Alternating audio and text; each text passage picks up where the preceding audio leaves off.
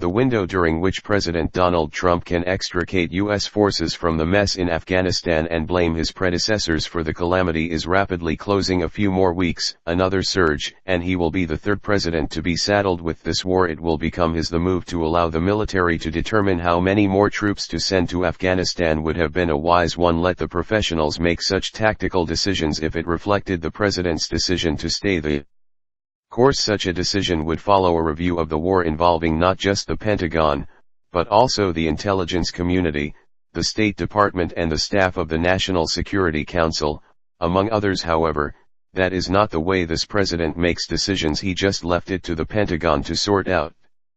The Pentagon has its own agenda. It does not want to admit to having lost another war. It cannot wash its hands of what is happening in Afghanistan and blame its predecessors the way Trump can. At the same time, the Pentagon knows damn well that even when there were 20 times as many troops in Afghanistan as there are now, we did not win the war. The Pentagon seems set on just limping along, which seems better than admitting defeat. No wonder none of the generals refers to winning the war in Afghanistan. They use phrases such as creating stability. Gen Allen, and a V-Day for the war in Afghanistan may never be marked on a calendar. Retired Gen David Petraeus expects us to fight in Afghanistan for generations, adding, we have been in Korea for 65 plus years.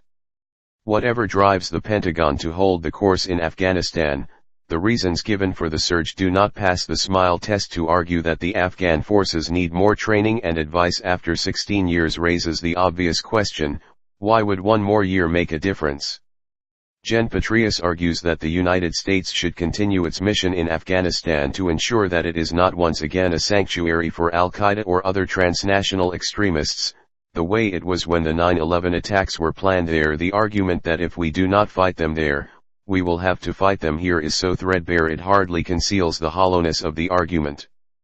First of all, the Taliban, which we organized and armed to fight the USSR, are not a transnational terrorist but a local insurgency. The terrorists who attacked the U.S. homeland in 2001 were not Taliban but Al-Qaeda. True, the Taliban hosted them, but they were, for the most part, Saudis whom the Afghans considered foreigners. They did treat them as guests, in line with the very high value the Afghans put on hospitality. The Taliban paid a very heavy price for this mistake. There is no reason in the world to expect that they would seek to repeat it. They are fighting the United States because they want to run their country, not ours.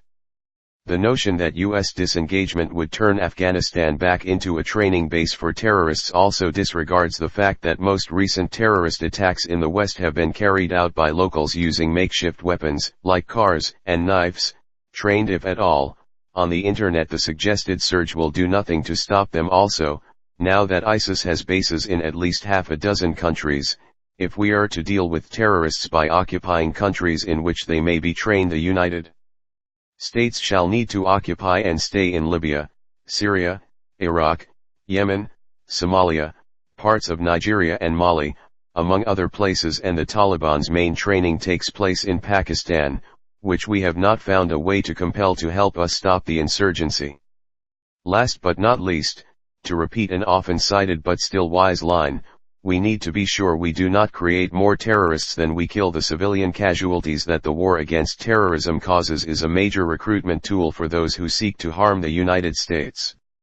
In Afghanistan, we can safely let the Afghan people sort out their own fate there, and in other nations, the United States needs to work with moderate Muslims to counter the violent ones. Most of the job to protect us from terrorists will have to fall to the Department of Homeland Security, local police, vigilant citizens, and to mental health professionals and those who promote civility instead of hate. The Pentagon may find some consolation in the observation that the military is not losing the war in Afghanistan, merely the nation-building drive that followed a solid win in 2003 and the elimination of most Al-Qaeda in the years that followed. Amitai Etzioni is a university professor and professor of international relations at the George Washington University. He is the author of Avoiding War with China, published by University of Virginia Press.